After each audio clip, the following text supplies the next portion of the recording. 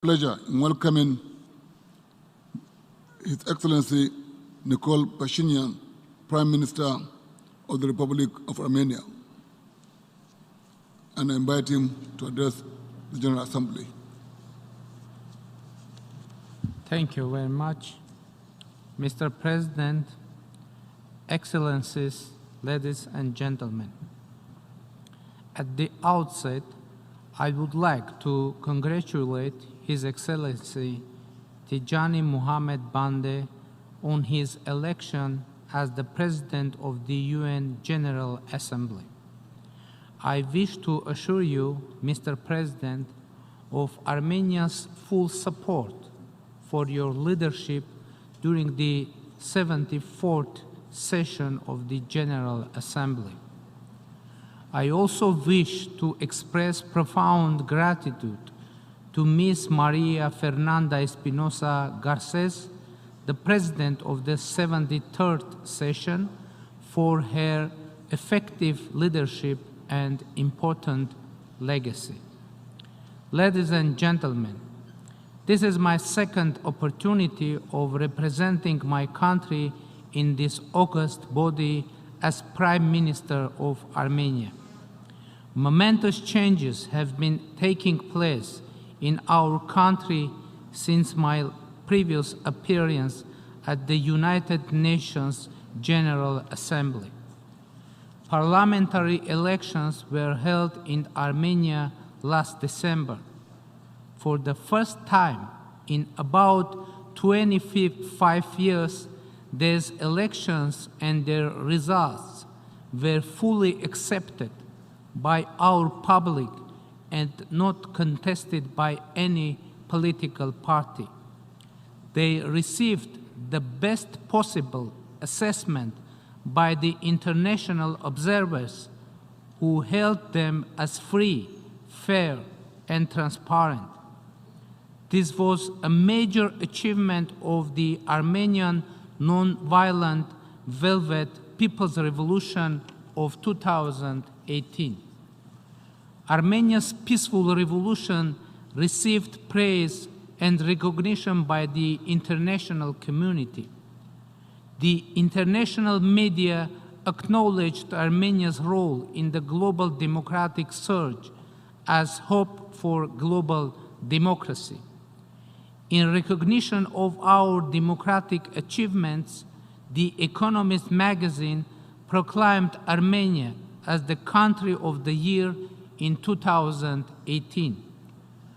Our determination to advance democracy and reforms is solid, uncompromising, and unwavering. It is based on the strong mandate of our people, to whom we are accountable in delivering reforms, securing justice, improving economic and social conditions, and developing our nation.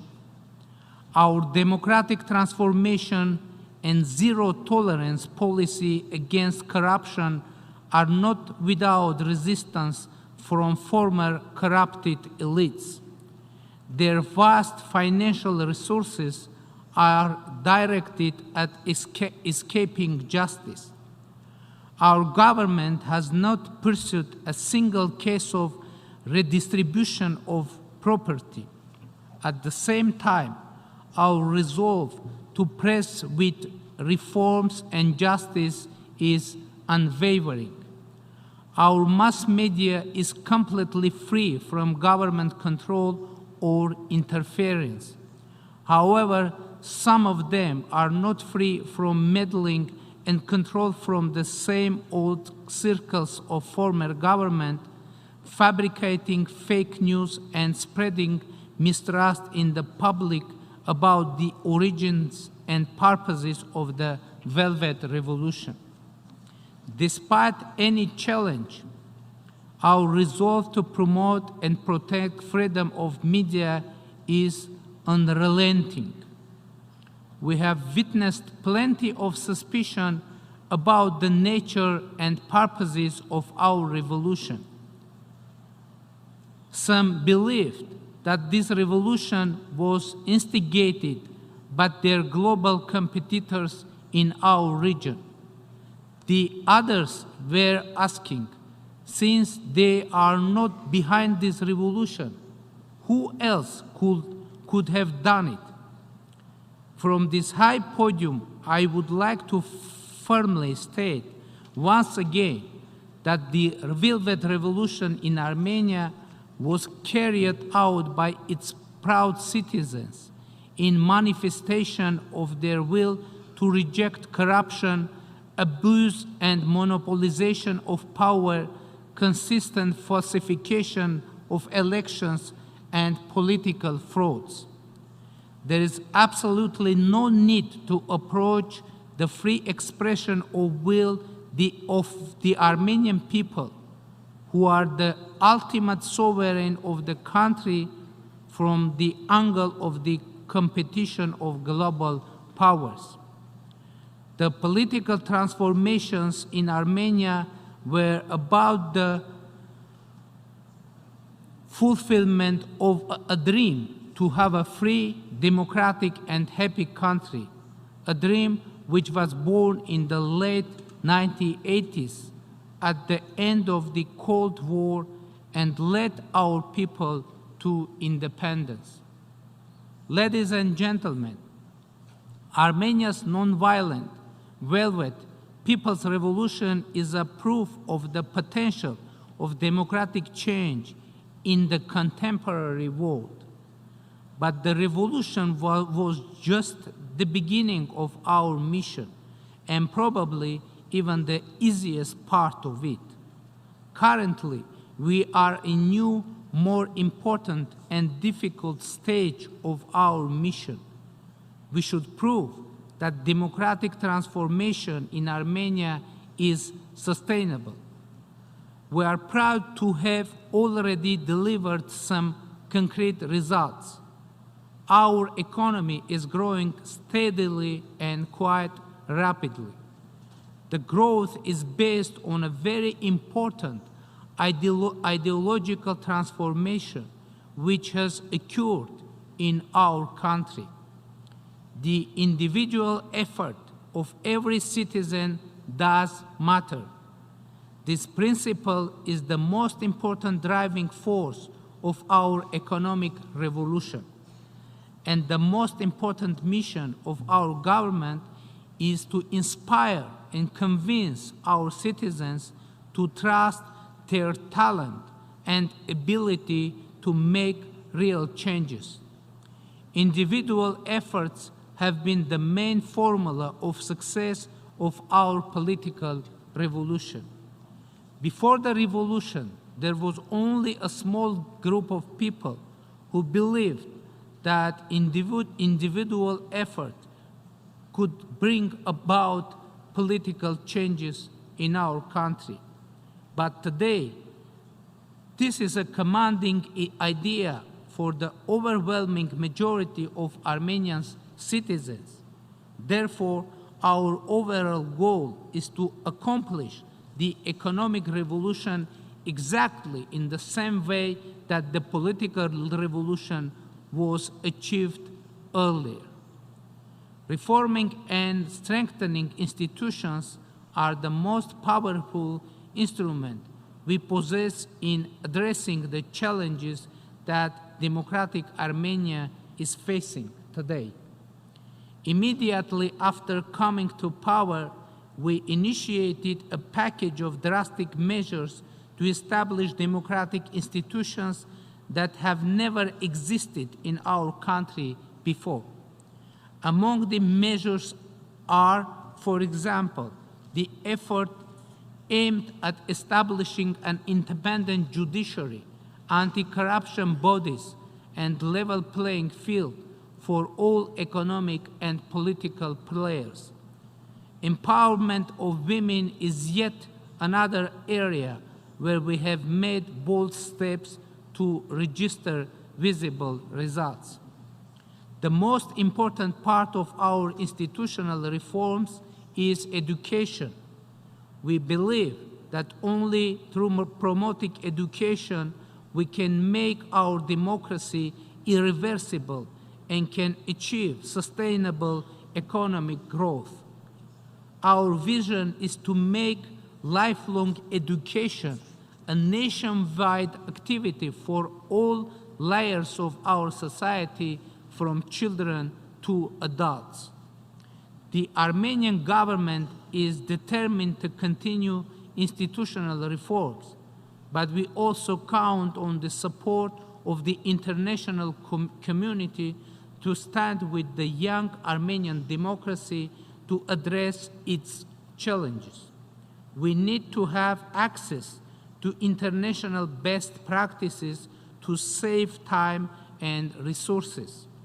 We need to avoid the mistakes previously made by other democracies to make our democratic reforms more fruitful and efficient. Taking this opportunity, I want to express my gratitude to all our international partners who are fully committed to assisting our reform agenda. In particular, we are grateful to the United Nations and its programs and agencies, as well as to regional partners, including the European Union and the Council of Europe. In fact, I mentioned the United Nations, our global organization embracing the whole of the international community, and I hope all members of the international community would like the Armenian democracy to succeed. Ladies and gentlemen, unfortunately, the world has not become a safer place for all of us throughout this year. It is difficult to find any region in the world which is not destabilized or impacted by tensions in the neighborhood. 2 out of the 4 international borders of Armenia, including the one with Turkey, have been closed for almost 3 decades. By refusing to establish diplomatic relations with Armenia, overtly assisting Azerbaijan against Armenia and Nagorno-Karabakh, Turkey remains a serious security threat to Armenia and the Armenian people, who had experienced the deep tragedy of the genocide and continue to face the fierce denial of truth and justice. Mr. President, the various degree of tension existing in the relations among our neighbors and strategic partners put us in a very challenging conditions. Russia is our key strategic partner and ally. Georgia and Iran are our strategic neighbors. We have a strategically significant agenda and partnership with the United States, the European Union, and its member states. We observe with concern sets of disagreements among our friends, strategic partners, and allies. These realities put significant challenges to us because we face a persistent risk of not being correctly understood by some of our friends, or even worse, by all of them. We are doing our best to remain a reliable partner and a good friend for all of them without damaging our relations with any of them, without promoting relations with one partner at the expense of the other. We will continue to invest every effort in making our region's geopolitical environment safer. Ladies and gentlemen, the peaceful settlement of the Nagorno-Karabakh conflict is of crucial importance for the stability and security of our region. Since my very first day in office, I have been taking steps in this very context. With this end in view, I publicly stated that any solution of the Nagorno-Karabakh conflict must be acceptable for the people of Armenia, Nagorno-Karabakh, and Azerbaijan. It is noteworthy that I was first Armenian leader to voice such position about the settlement of the conflict. I was heavily criticized in my country for such a formula of solution which places the three parties of conflict on an equal footing. Nevertheless, I strongly believe that this is the only way to the peaceful and lasting settlement of the conflict, because it offers a possibility of compromise, mutual respect, and balance. I introduced this formula not only publicly, but also within the negotiations under the auspices of the OSCE Minsk Group co-chairmanship. In order to move forward, I expected similar statement from Azerbaijan. However, the highest authorities of Azerbaijan remain on their position, which aims at a solution of the Nagorno-Karabakh conflict acceptable only for the people of Azerbaijan.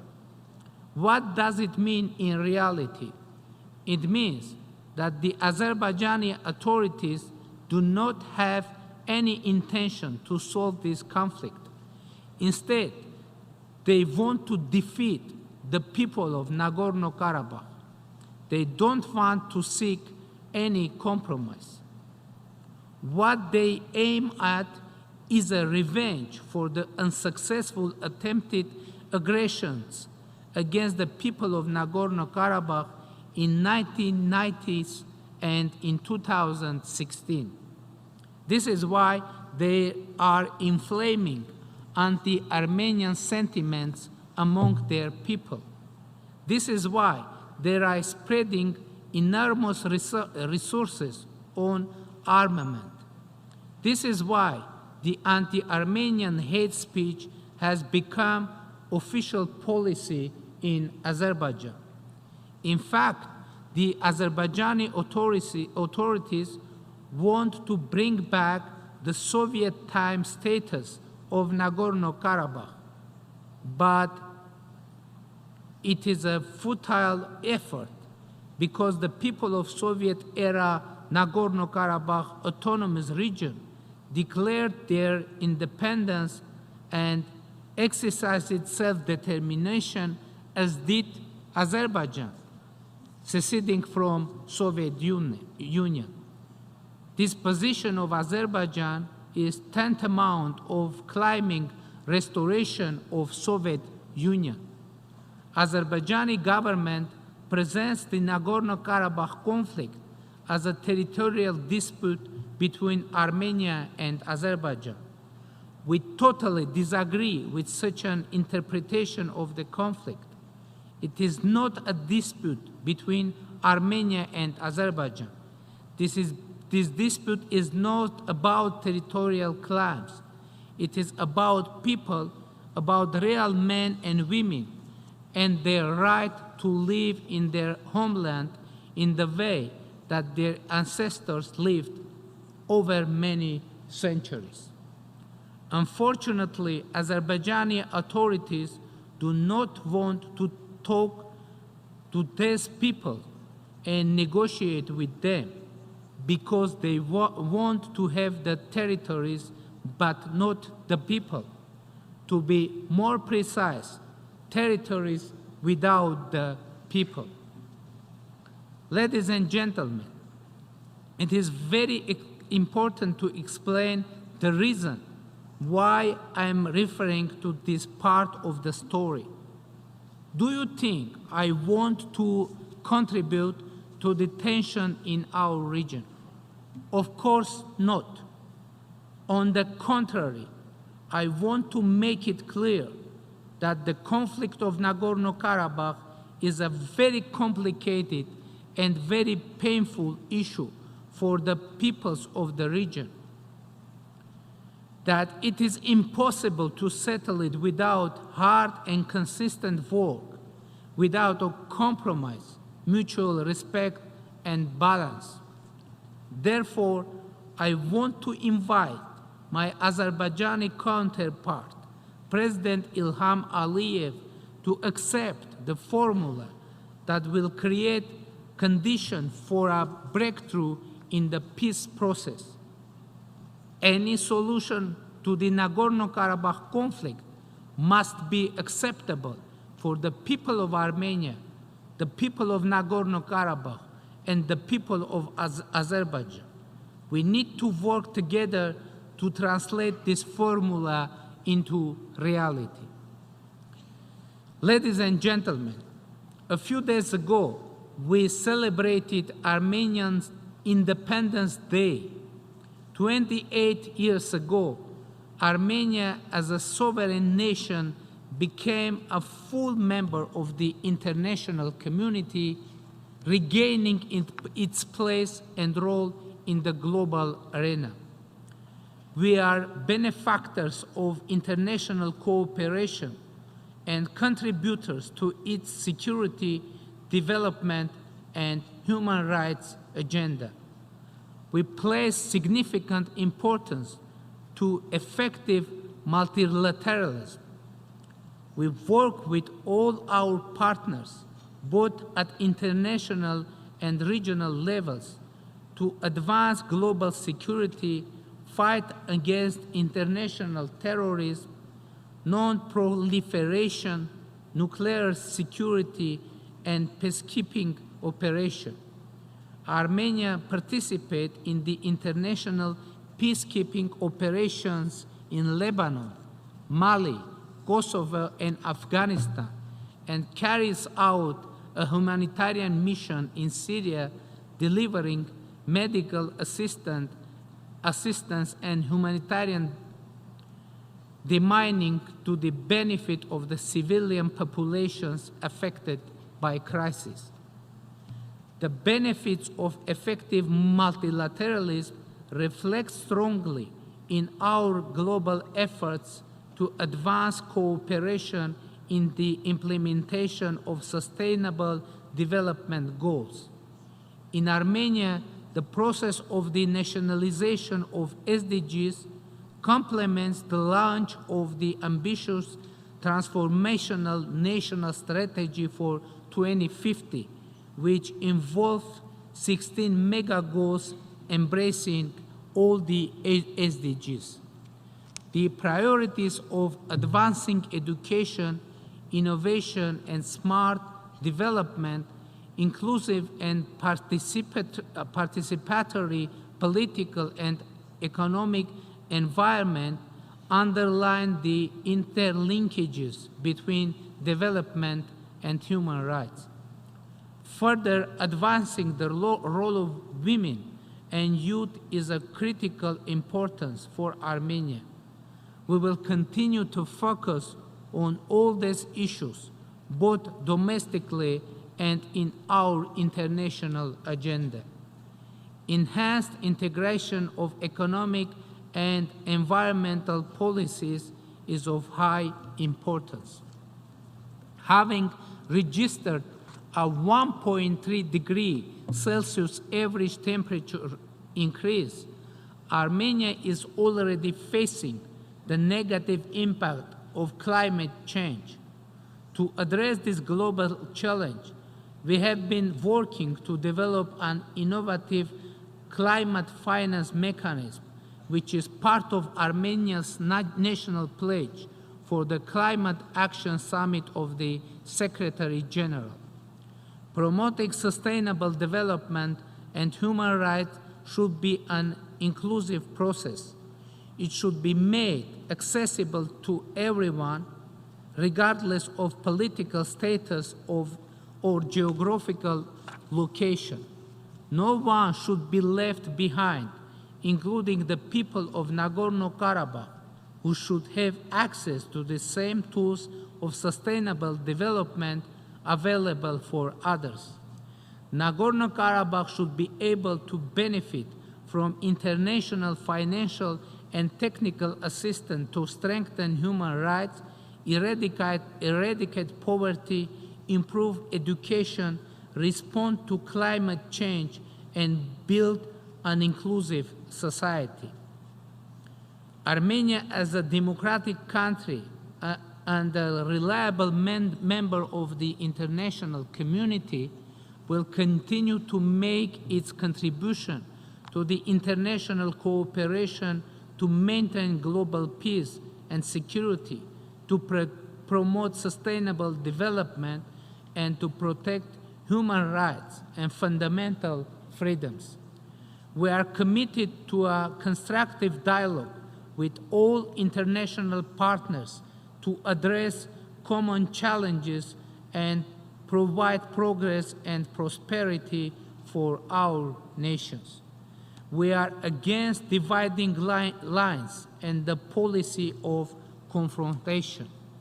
We are against closed borders, which are considered redundant and unacceptable in the 21st century, but still exist in our region. As a nation that has experienced the horrors of genocide in the past, we stand for promoting mutual understanding and peace in our volatile region. The policy of escalation and arms race based on elusive hopes for military superiority has no future in the South Caucasus. The people of our region deserve to live in peace and prosperity, freely exercise their human rights and freedoms, build brighter future for themselves and their children. Thank you for your attention.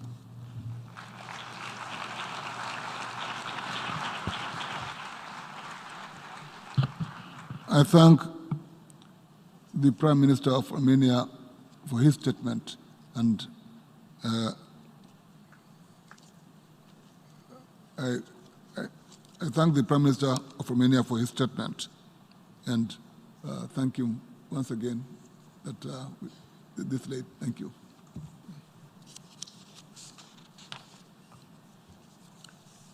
Yeah. The Assembly will hear an address